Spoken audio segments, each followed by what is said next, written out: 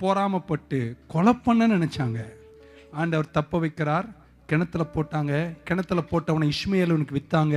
இஸ்மவேலர் கொண்டு போய் காட்டு வண்டியில, ஆமென், மாட்டு வண்டியில அடிமையாக யோசேப்பை இளைய 17 வயசின் வாலிபத்தின் சிகரத்துல ரோட்ல நிக்க வச்சு ட்ரெஸ் எல்லாம் கலட்டி, ஏன்னா தோல் வியாதிகள் இருக்குமான்னு செக் பண்ணி தான் வாங்குவாங்களா அந்த காலத்துல.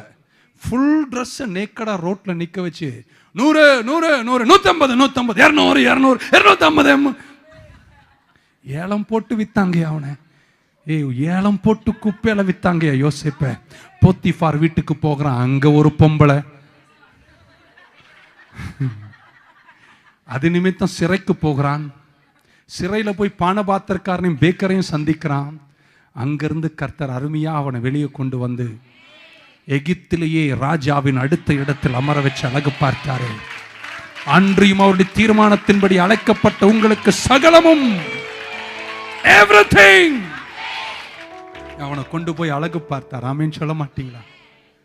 சகோதரங்க சொக்கா இல்லைன்னா சகோதரங்க பொறாமப்பட்டிருக்க மாட்டாங்க.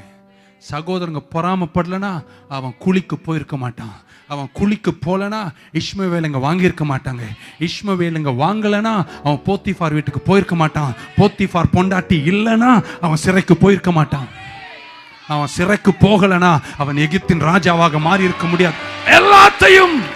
எல்லாவற்றையும் everything கர்த்தர் பயன்படுத்துறார். எதற்காக? ஒரு உயர்ந்தவனா யோசேப்பையே இன்னைக்கு பழைய ஏற்பாட்டில் இயேசு கிறிஸ்துவுக்கு ஒரு நிழலாக கர்த்தர் காட்டினாரே.